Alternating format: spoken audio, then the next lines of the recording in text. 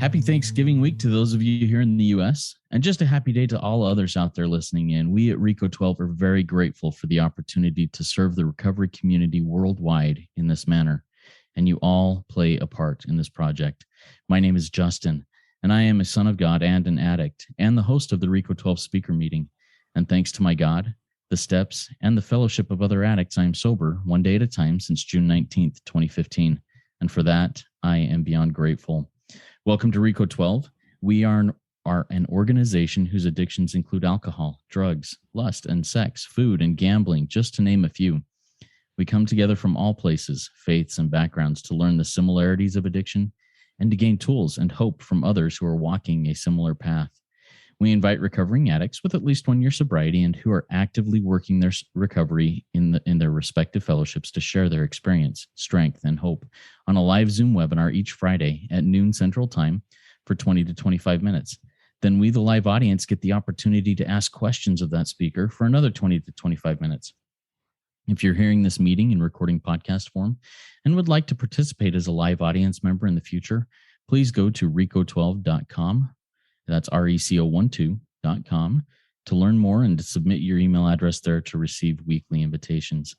RECO12 is a self-supporting service, and we appreciate your help in keeping us working our 12-step in this manner.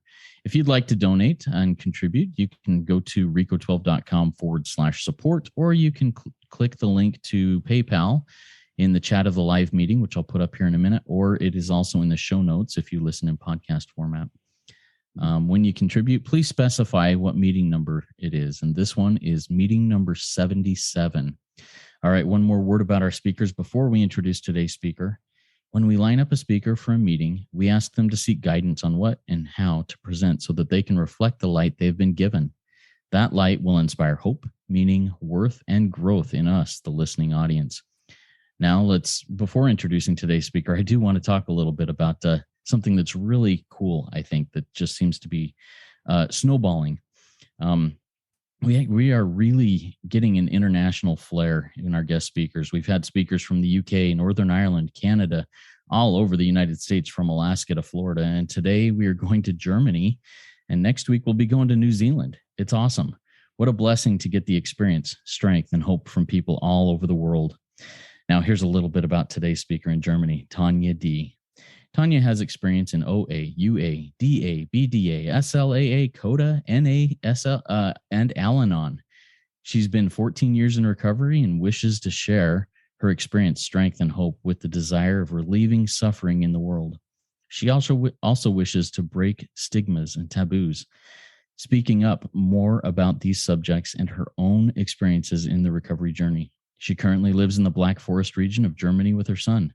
Tanya, we're excited to hear from you. Take it away. The floor is yours.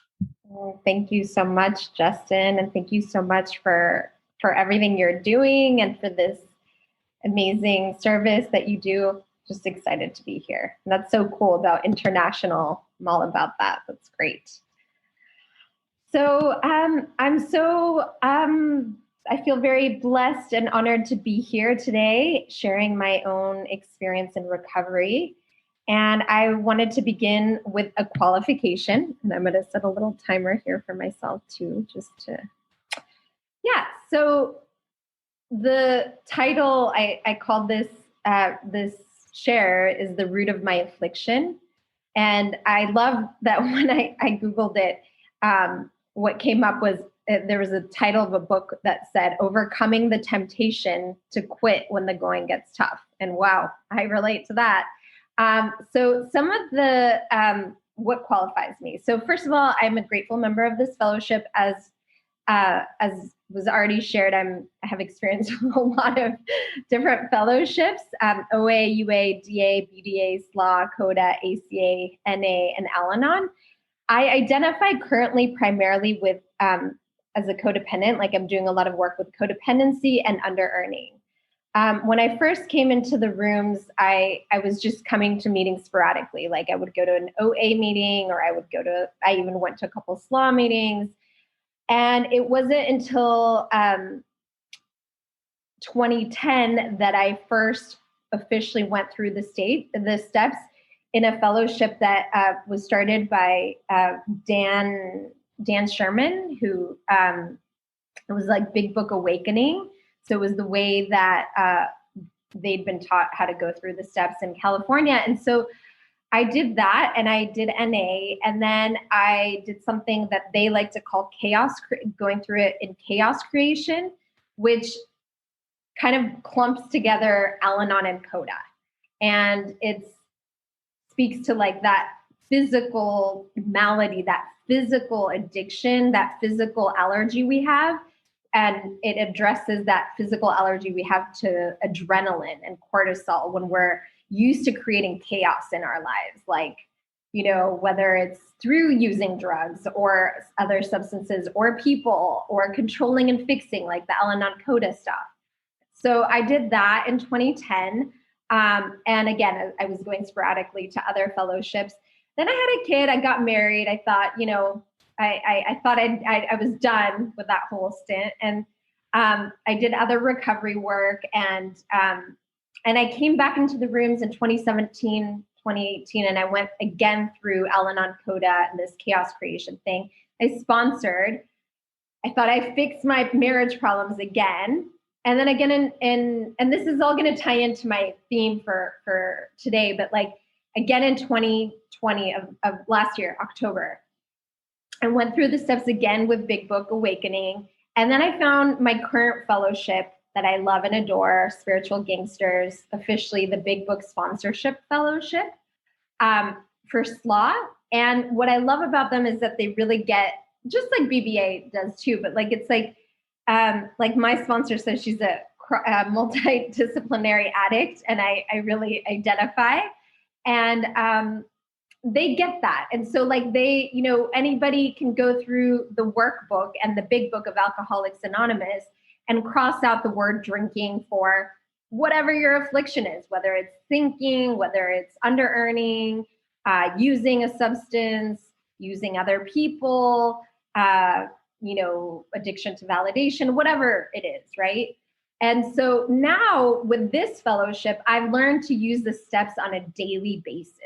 Like it's really become a part of my daily life. And like I said, I focus a lot on CODA. I don't love the term love addiction because I think there's like something funny in it, but you know, it's a lot of attachment trauma and under-earning. I wanted to take a moment to address something that I think a lot of, I've heard, I mean, in my own sponsees and in my own recovery, I used to worry a lot about which fellowship and like what method I should use, you know, like, especially I feel like in SLAA it happens a lot. Like, should I use the SLAA how? Should I do it like this or like that? Or like, do I go through the Big Book? Like, is the official way, or do I do the Alcoholics Anonymous, like Big Book version? And I wanted to say for any of you newcomers out there, if you're struggling with that, I've really found that what my current sponsor taught me is that the steps are the steps, and the steps help keep us emotionally sober. They help you look at your fears, your resentments that happen on a daily basis that occur underneath anything that you've got going on, whether it's money stuff, love stuff, codependency, you know, parenting stuff, all of it. You're going to need that stability to grow in your life or to let something go in your life regardless. So I find that any fellowship that really teaches you how to get solid on those steps and really learn what those steps are and use them on a daily basis is really what it's about, and less focus on, like the exact, I don't know. And I can come back to that once I get a little bit more into the topic, but I did want to mention that. And because for me, it was like, I was still seeing the shell of things, right? Like I was still seeing like, oh, like this is the problem, like the symptoms, right? Instead of the core of it, which is, it's a spiritual malady. It's a spiritual malady. The two requirements for me to get better are conscious contact with my own, a higher power of my own imagination. And I have a list here of all the different names that are used in the big book, like supreme being, power, spirit of the universe, creative intelligence, realm of the spirit, great reality, source, unnameable, creator, great spirit. I mean, there's like so many that like we, it's just finding our own. And so that and working the steps, these are the two requirements. So I still was like very focused on the outer part, right? So I'm really, really grateful that I found this fellowship that really gets it and is very cross-addiction friendly and solution oriented, right? So very much about God consciousness or higher power consciousness and working the steps. The other thing that I'll talk maybe a little bit more about later is that the sponsorship model they use is not codependent, which I find really crucial for us codependents in recovery. Like most of us are codependent. Most of us who are in recovery are codependent. And to have a model of sponsorship that is not codependent is like a key part, because so much of what we're learning in fellowship is how to model our relationships, whether in or out. It's like we need to have an experience, right? So I was really just, when I was in the beginning, I was just really unaware or in denial about how much of my underlying stuff was about relationships and about codependency. I went celibate for 2 years. I didn't date. I went to celib meetings at some point, but I didn't understand really underneath, like the more subtle pieces, like making someone else my higher power, like depending on someone else for validation, being afraid of another person's response if I spoke my truth. And honestly, we live in a culture that, I won't go into that. Actually, I'm going to go back because I like to keep the focus on what I can do, right, differently. So, but it doesn't encourage us to look at that. It's pretty normalized, this kind of codependent relationship. So it wasn't until last year, October of last year, that I really, really, really got this. And I was in a relationship and I was thinking like that it was the ideal relationship, and I was clinging, and I was like, so clinging, and it was so painful. That was because I was self-abandoning. And I thought, if only I get this right, the relationship will work. If only, I recover well, or if I do things well, the relationship will work. But my higher power did for me what I couldn't do for myself. And certain situations led up to the breakup. And because I wasn't letting go on my own. And what I now really see is that healthy relationships are built from taking responsibility of this God or higher power sized hole that I have inside of me, this wound, this need for love and self-esteem and to feel good. And when I'm not really looking at what my actions are, what my behavior is like, what my thoughts are like, and I'm not regularly taking inventory and handing that over like compost to be made into new fertile soil and planting some new seeds there, I'm just going to be getting some of the old stuff. And I wasn't taking responsibility of that wound. And I was looking to other people, this relationship, for example, to fill that. And I couldn't do it on my own self-will. I worked program, and I really do have to say that healing from love addiction, it's been said out there, it's one of the most painful things that exists, and it really was. It was like a piece of skin being ripped off from me, and without painkillers, substances to cover it up.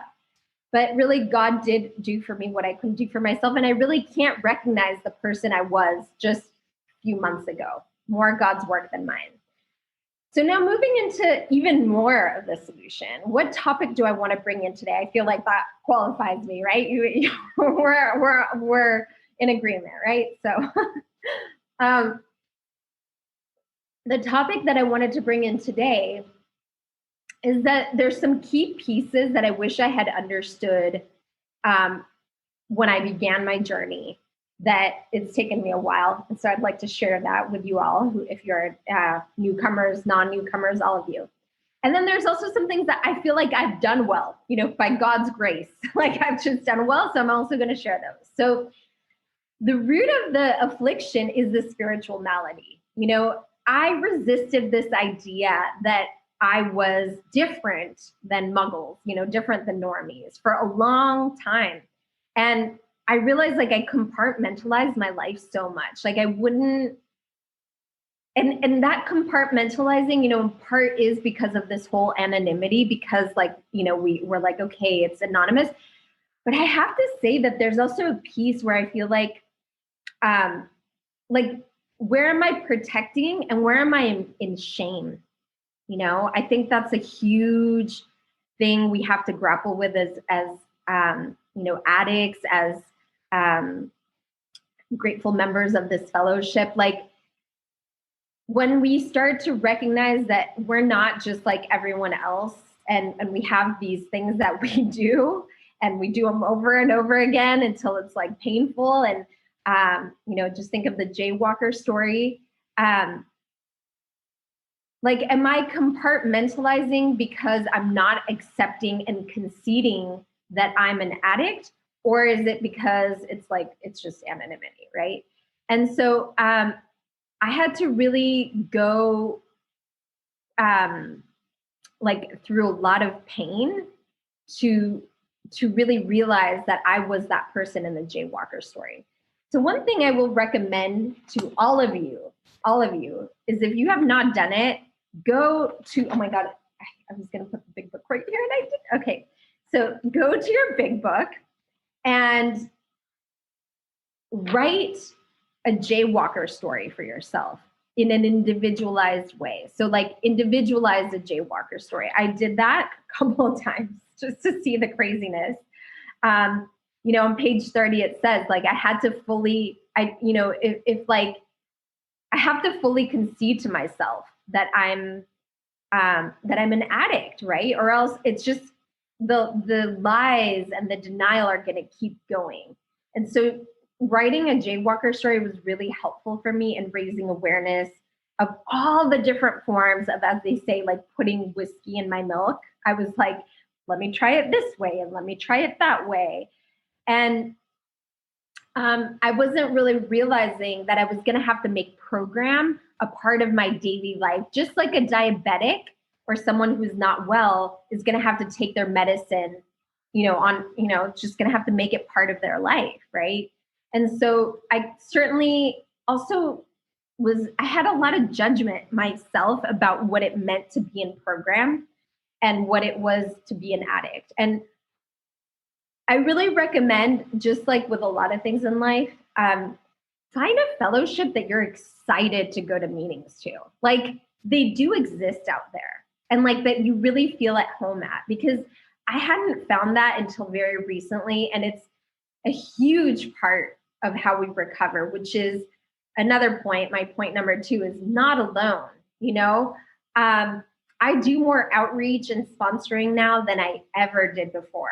I have 3 sponsees right now, and like that I speak to live. I also outreach and sponsor prison inmates via a really cool program that my fellowship takes part in called Prison Angels. And I do outreach. Like it's rare that a day goes by without outreach.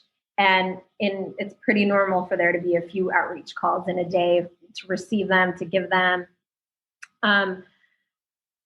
So that is another big piece. The other part that I mentioned already, but I want to go into a little bit more, is working the steps on the daily. Like one thing that it took a long time for me to get was like, because I joined a few fellowships where it would take 6 to 9 months to go through the steps. And, that made me really like maybe knowledgeable about the steps in some way, or really make very thorough inventories. But I think what was missing was learning how to use this tool on the daily. Like every morning wake up like, okay, I'm powerless over my mood, over not wanting to get out of bed, over, the weather today here in Germany, that the sun isn't shining. I'm powerless over this stuff, right? And do I believe that step 2, there's a power that could possibly help me? And then doing a step 3 prayer, which we'll do at the end of this session. So, and then like the step 4, right? Like I do a lot of step 4s, a lot of them. And it's like, I'm no longer just waiting for that like once a year epic 12 step, like I do it on the daily. Like, I'm like, okay, there's that resentment popping up, right? And it's just so much, honestly, the workbook that we use, which is based on the big book of Alcoholics Anonymous in Spiritual Gangsters, is just so awesome because it's just very like condensed and easy. And so it's helped me to be like, okay, column 4, what are the characteristics that are leading me to have this resentment? Okay, I'm like in arrogance right now. I'm in anger. I'm in, just selfishness and self-seeking, right? And so then I can go to column 5 easily because it's like, okay, well, how can I be humble? Humility is not, a lot of people associate humility with like almost like groveling or like lowering yourself. But actually, I read this. Well, I don't know if I'm allowed to mention an author here. Is it yeah, it's cool. All right. Marianne Williamson. I was listening to one of her books, and she mentioned, she's a 12-stepper. And so she was talking about how humility is actually like remembering that I'm a child of the universe, of the God, or my higher power, whatever you want to call it, life, creative life force. I'm a child of that. And so that humility, when I'm in denial of that, then, I act however I want. But if I remember that I'm also worthy of that love and of that forgiveness, and I treat myself well. So, I start to have a relationship with these column 5 spiritual principles, which are another way that if you are very like hesitant to adopt the term higher power, I even have issues with the term higher because I feel like my higher power is everywhere, like it's not necessarily higher. And I feel like higher makes it sound like something that I don't always, I feel like it's also lower. It's everywhere. And the big book says God is, higher power. It's either God is all or God is nothing, right? And so for me, it's everywhere. But I really want to say to you that like this, like the 12 steps in essence and the fellowship that works for you will really encourage you to speak and express yourself in a way that feels authentic to you. Like you don't have to talk about higher, like you can say, I don't like the word higher. I like, creative life force. And like, that's okay. Find your way of really feeling it and not just intellectualizing about it. So going back to what I was saying, working the steps on that daily basis, like the column 5, the spiritual principles, I start to feel them. I start to know them. I start to get more intimate with them. And like I said, if you have a hard time finding that higher power, like maybe just using the spiritual principles can be really helpful. Another last piece I had already mentioned, but I'm going to just mention it again, is the service piece. And I'm reaching 20 minutes here, so that's perfect. The service piece, I love this non-codependent sponsorship model. And it's actually ties in with another thing I want to mention that I have done well so far.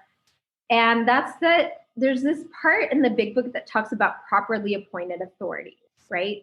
So like when we go through our step 4 and 5, like we're going to want to go, like, for example, if we have legal matters, we want to go to a lawyer. If we have financial matters that we need to deal with, we're going to go to an accountant or financial advisor to look at those. And if we have emotional, psychological, childhood trauma matters, we're going to go to a good therapist, right? So I've done that. And like for spiritual matters, we go to a sponsor. For spiritual matters in like 12 steps, we go to a sponsor. So I like, there's two pieces. Like, one is that we are beyond human aid, right? That's why we have to have a spiritual experience. But at the same time, we're still human. Like, we still are going to eat food, and we're still, we have a physical big book. It's not just like a blob of like little lights. Like, it's like we're living a human life.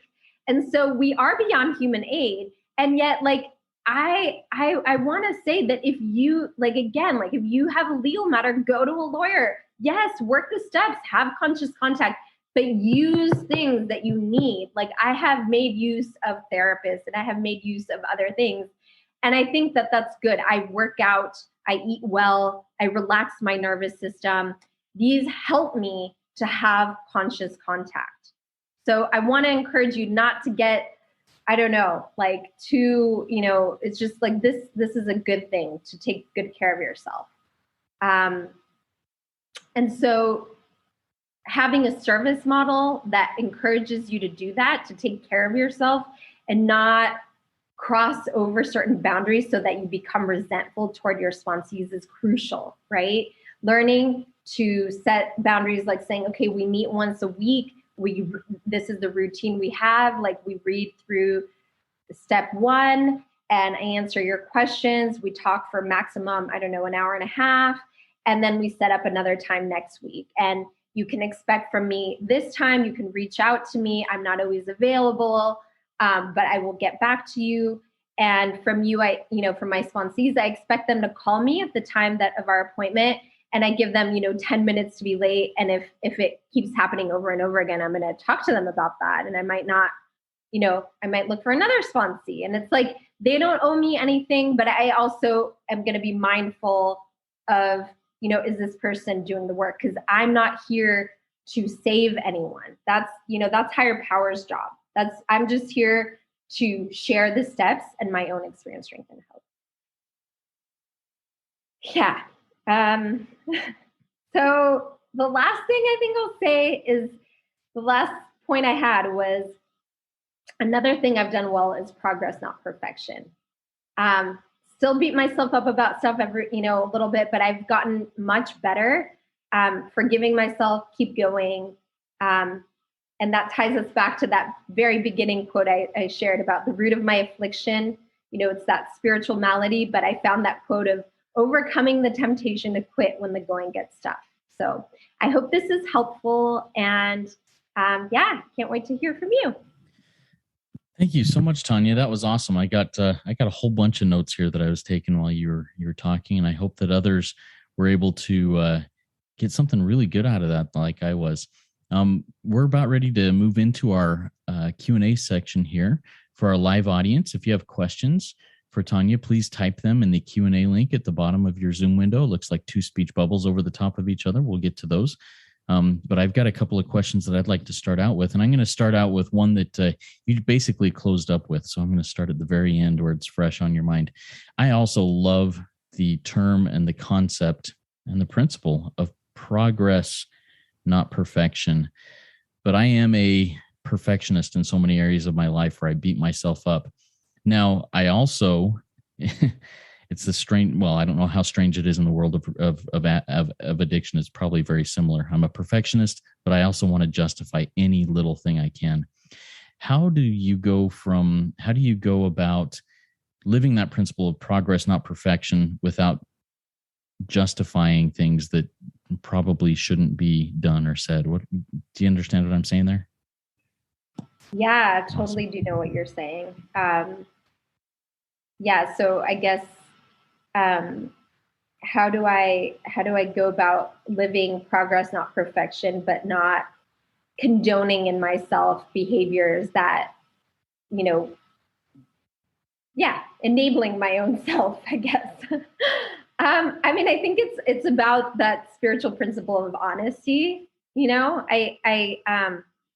I think that I like to imagine that most of us are well-meaning, and that, sometimes I can honestly say that I couldn't see certain things about myself and my relationship, or maybe I just wasn't ready, for example.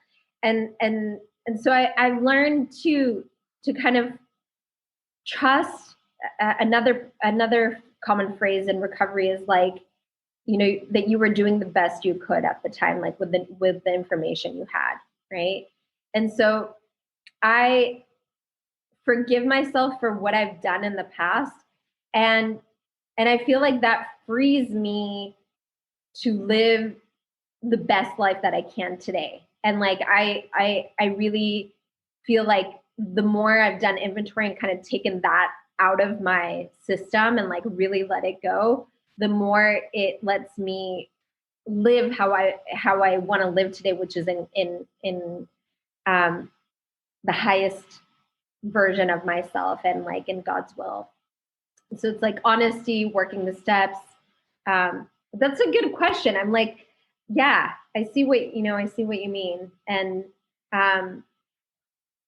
yeah, I feel like the more you're in recovery, you get like a finer sense when you're off, and you yourself don't like it. It makes me think of that fable or that old fairy tale of the princess with the pea, like pea under her bed, like PEA, like split pea, like the like that under her bed, and like it's like you can't sleep well with that underneath you once you're like get more refined sense and you're like, I don't like this, like I don't want to live like this. So yeah, I like that. Thank you for talking through that.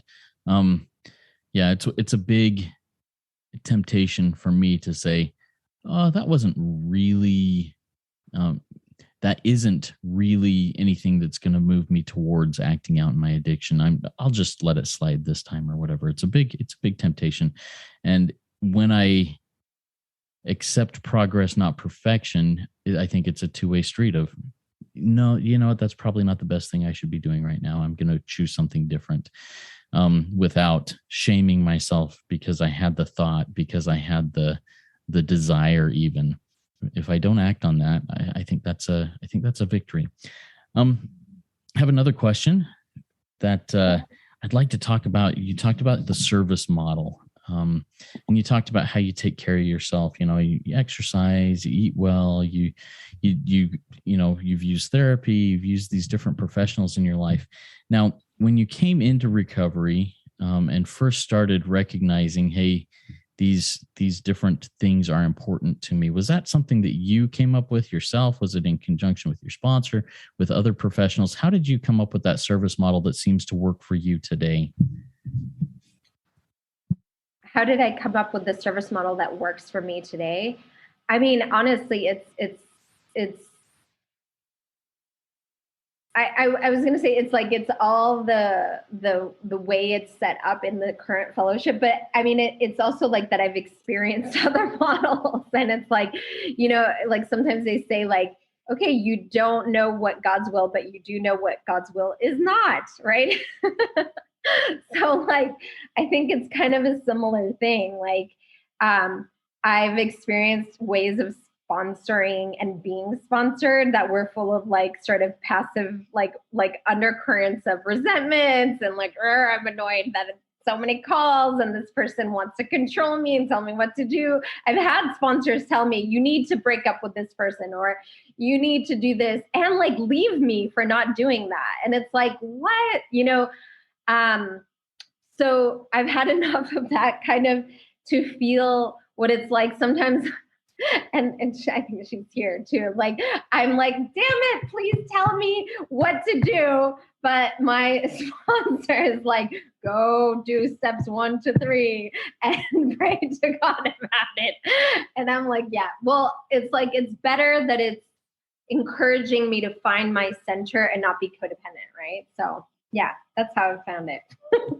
I love that. And I often use something similar to that when I'm talking to sponsees, and my sponsor has said that to me too. Steps 1 through 3, what does God want you to do? Sometimes that's super annoying to hear, huh? Now, how have you heard yourself telling your sponsees the same things? And if so, what is your reaction when you first say that? And how does that really help you if you do that? That's so good. Yeah. I mean, I guess That's a good thing to put myself in that position. Yeah, I've found myself repeating my sponsor's words to my sponsees. And then when yeah, I mean, I can see that codependent like temptation to be like, is that not going to be enough for them? Are they going to resent me? But it's like, yeah, I don't care. Like, too bad. Like, that's just what works and it's what's real.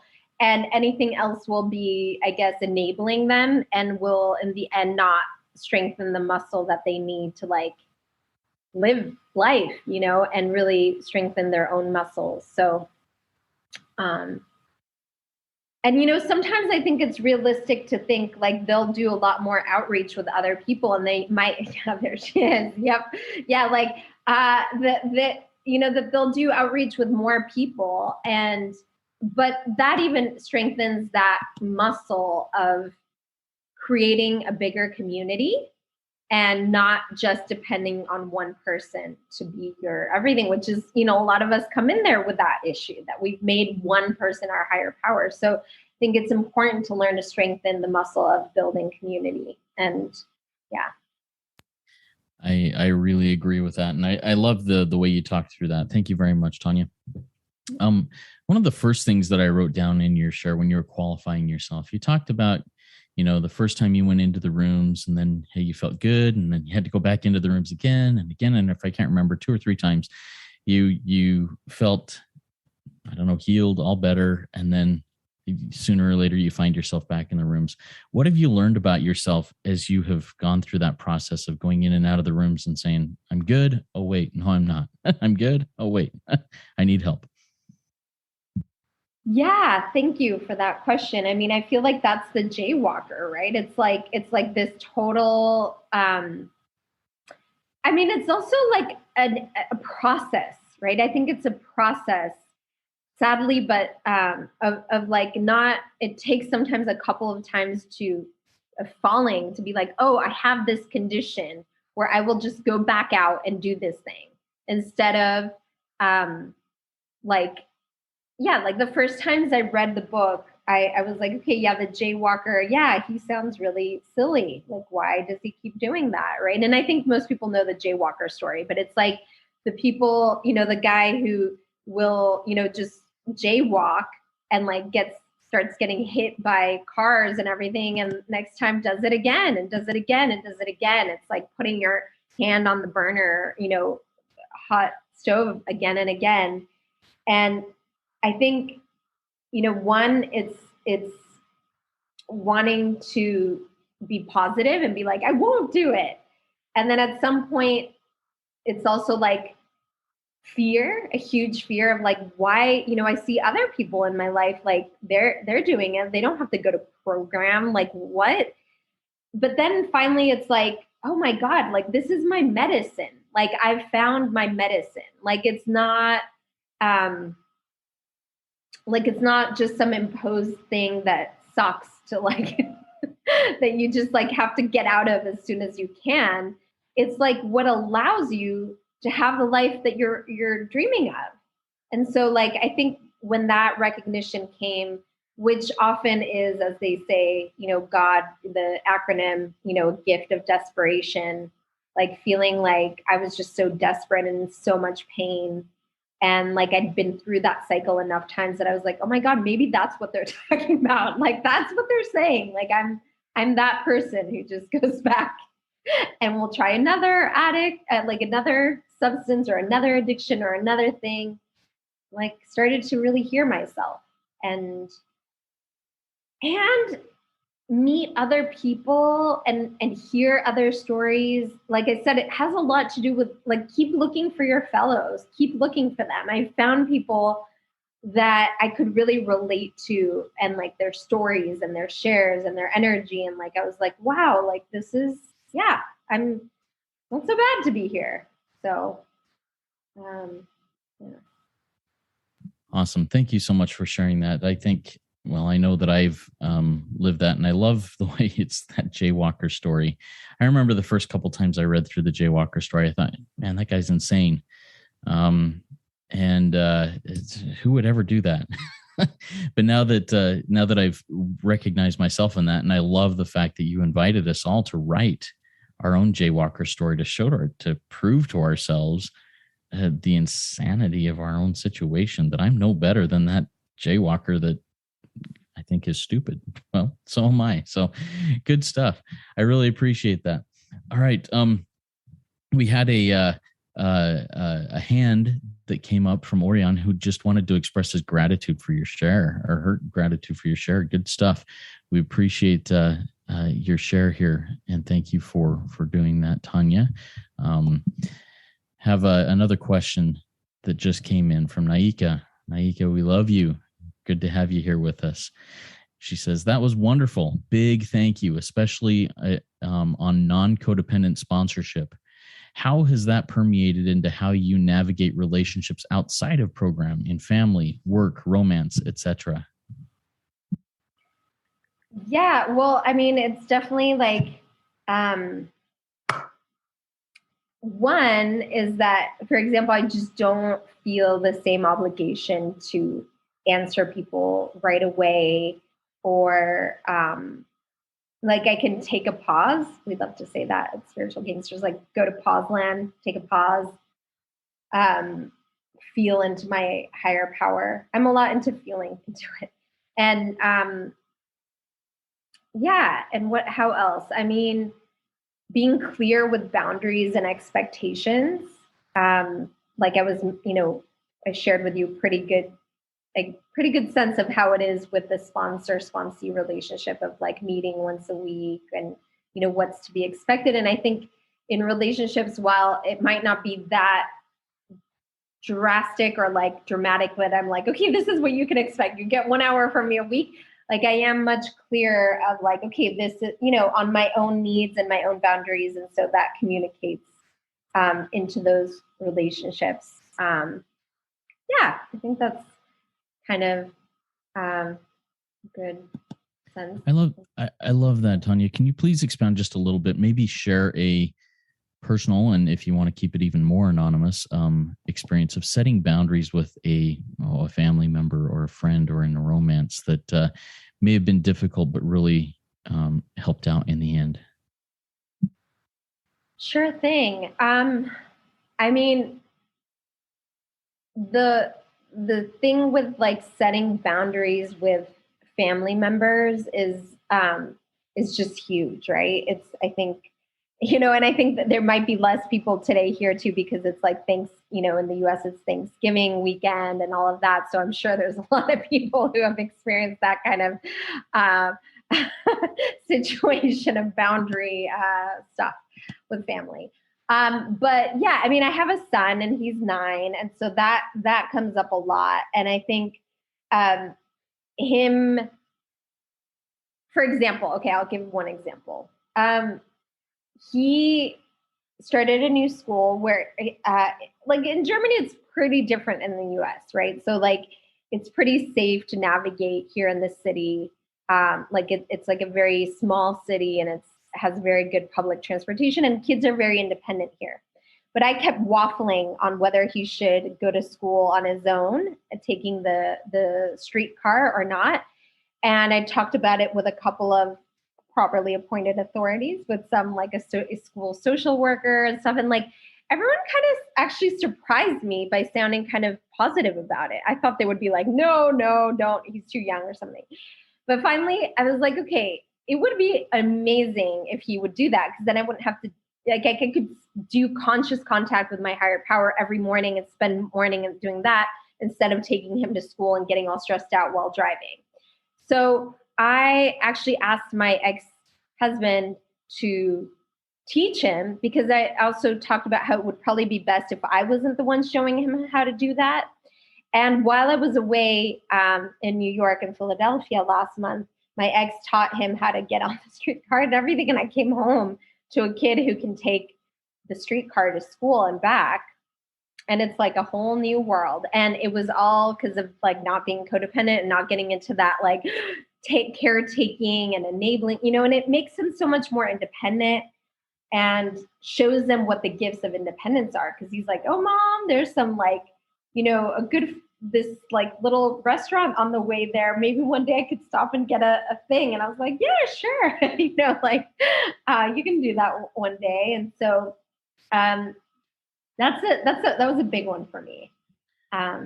Yeah, that sounds like a big one. Thanks for sharing that. What a great opportunity for both you and for your son and for your ex-husband to make those connections and set those boundaries that actually help expand each one of your lives. Really good stuff. You talked about how that freed up some time to practice conscious contact in the mornings. What does that look like to you as you practice conscious contact with your higher power each morning? Sure. Great question. Thank you for that. It looks different ways. And I'm so glad you asked, because I feel like I'm someone who needs a little bit of variety in how I do conscious contact. And it doesn't always look the same. I know for some people, it really works to just like always do, I don't know, two-way prayer, or always do this or that. I need like different things. So I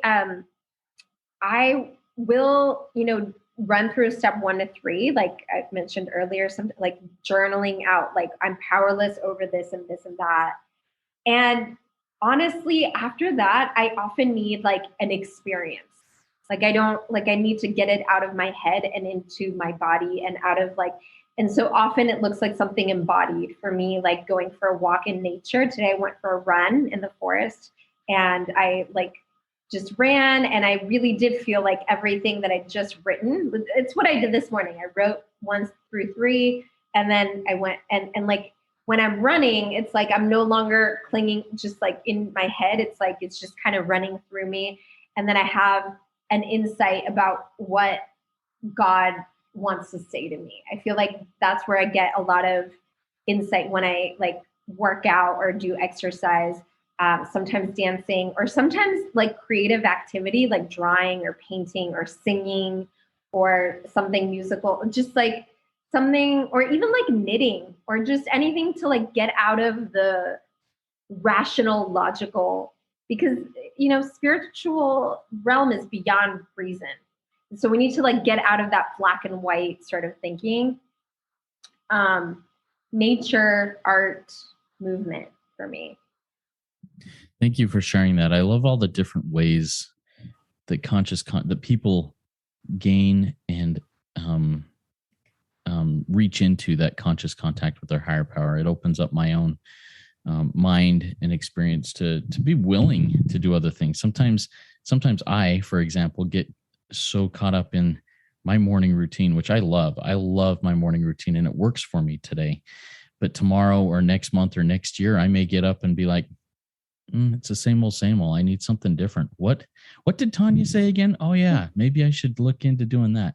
So thank you for sharing that. I have another question. Oh, we've got one more that came in from our live audience, and then we'll start moving towards wrapping up. Question again from Naika. Thank you, Naika. How has your recovery impacted your creative expression? Question. Ooh, that's a juicy question.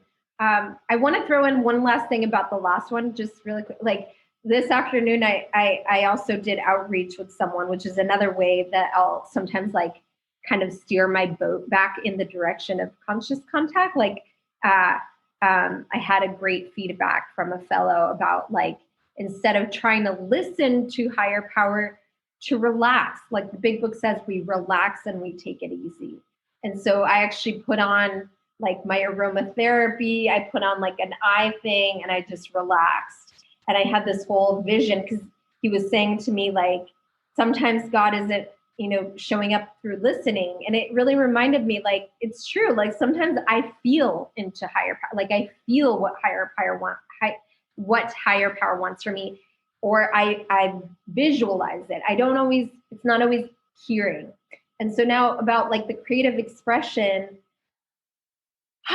that's a really good question. I don't know if I've thought about that. So, I mean, I feel like what's funny is that for me, I always, for as long as I can remember, it was a way that I tapped into my conscious contact. Like I even practiced for some time Bharatanatyam, which is Indian classical dance, which is a devotional dance for, it was done in the temples before. Like it was a way of recognizing that our bodies are a vessel or a channel or, something through which a divine force flows. So I feel like I've had that awareness about how dance for me is a space of devotion, and where I led an event for fellowship last year. I think I'm going to do it again this year, but like embody thy will, like really like how we can ask a question of our higher power and we can get an answer through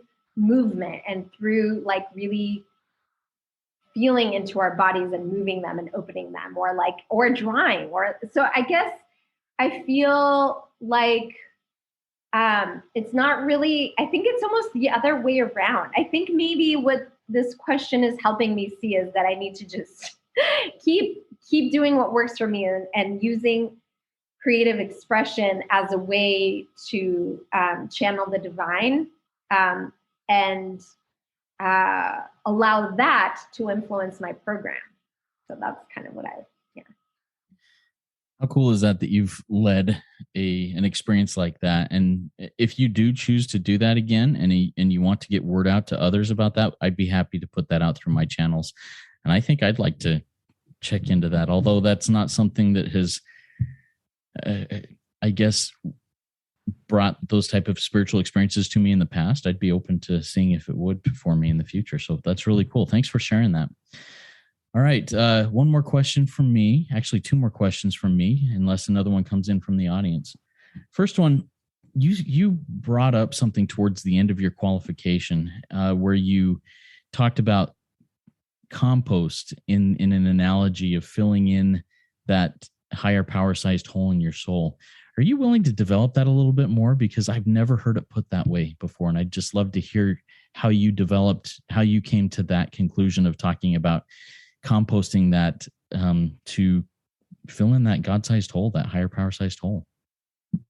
Heck yeah, Justin. This is one of my favorite topics. So happy to develop that. So for me, this ties into why I don't like to say higher power, because I feel like a lot of what's happened on our planet, with all this like kind of, climate change and like the way the climate is and how that's connected to service and program and all these things, is that we've kind of forgotten that God is everything or God is nothing. Like God is, like look at where we're standing. There's no doubt. Like we might have different religions, we might have different views, but if I say to you, the earth supports you, you can't like deny that. Like you wouldn't say no. Like if I say the earth holds you up, you also really, that's hard to debate, or like that the earth sustains you and nourishes you, and that everything you eat and what your body is made up of comes from the earth. So I actually think of the earth as a lot of what my higher power is, which is why it's weird for me to say higher, because it's lower than me. I see the earth as, it's full of wonder. I love walking in nature. It's given me so many of my spiritual experiences when I go and see this amazing waterfall and a forest and experience rain and a sunset and flowers. Like that, for me, I feel like it's not about escaping to some other world, but actually being in the great reality of this world. And I learn a lot from nature when I observe it. So coming back to this compost analogy, I see that, the earth, like what we eat, we discard what doesn't serve us and we put it in the earth again, and then it gets used for new life. It's amazing. And it's exactly what we do in program. The big book says our past becomes our biggest assets. That's what I'm doing right here. It's like where all that stuff that didn't serve me and that I was like so annoyed about it and like was junk in my mind becomes of service to someone else, hopefully, right? And yeah, so that's kind of. Yeah. I love it. Thank you so much. And this last question actually is pretty much the same question that I was going to ask. This is from Sophie. Sophie says, Hi, Tanya. Thank you so much for your share. Could you talk about your prison outreach, the prison angels ministry that you do, how that's been going, and how does it feel similar and also different from your other outreach work? Sure thing. It's a pretty new thing that I'm doing, and it's awesome, and it is very different. It's true, because there's no immediate feedback. There's no, like, you're not talking on the phone or on video or on Zoom. It's like I'm imagining this person, and I'm imagining a person who's having a very different experience than the one I'm currently having, right? And so it's like, how do I reach them and connect? I think what's beautiful about it is that as people in this program, we're finding what makes us the same, like what unites us, what, this person has issues, I have issues. That's why we're in program. It's not Well People's Anonymous, and so like we can connect around this. And it's like amazing that I can share an experience with someone who, I also love something about Spiritual Gangsters is that in the workbook, it really leads you to see that I could have ended up in jail. If things had gone differently, I could have ended up there, even if I didn't, and I think that realization takes away so many prejudices and awakens us to our privilege and makes us, like, hopefully conscious stewards of the responsibility we have to, like, to give back and to, like, yeah. So I think it's very humbling, and it feels like a huge blessing and a gift to be able to do something like that. And I don't have yet so much experience. Like, it's not been years that I've been doing it, but it's awesome. And I highly recommend it. And for you to try that if that's calling to you. That's awesome, Tanya. If you wouldn't mind emailing me a little information about that prison outreach so that I can either share it with people who email me and ask me the questions or put it in the show notes so that they can find that would be awesome. Let's get ready to close this up. Thank you so much, Tanya. This really was a great RECO12 weekly speaker meeting for all addicts and those wanting to learn more about addiction and the recovery therefrom. If we didn't get to your question or you have other questions, please go to RECO12.com/forum and join in our community and ask those questions and answer others' questions that may come up.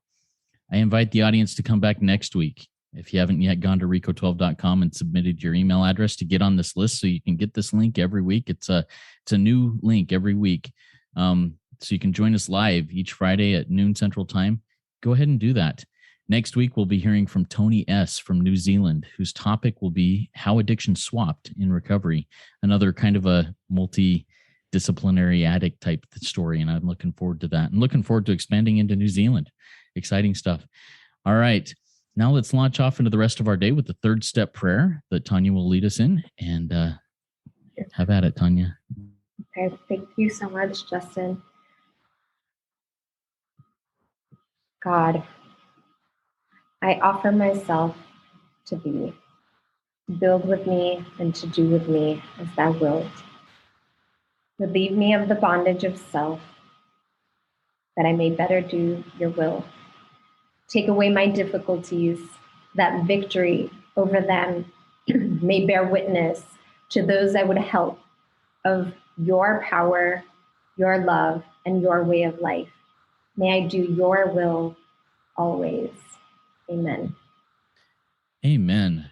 Thank you, Tanya. All right, everybody, keep coming back. It works when I work it, so work it. You are worth it.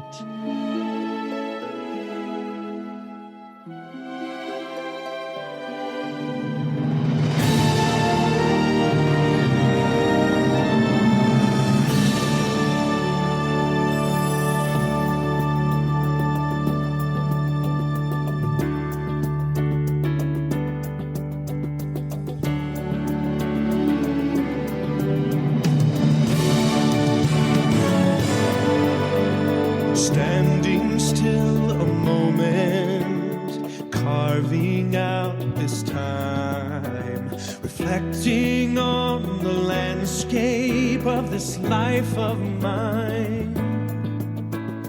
Peaks too high to conquer, streams too wide to cross, troughs too deep to walk through without incurring loss. Yet here I am, still standing tall, despite the rough terrain. One like me survived the storms and walked through wind and rain. Still standing, I will fight the good fight, still searching for glimmers of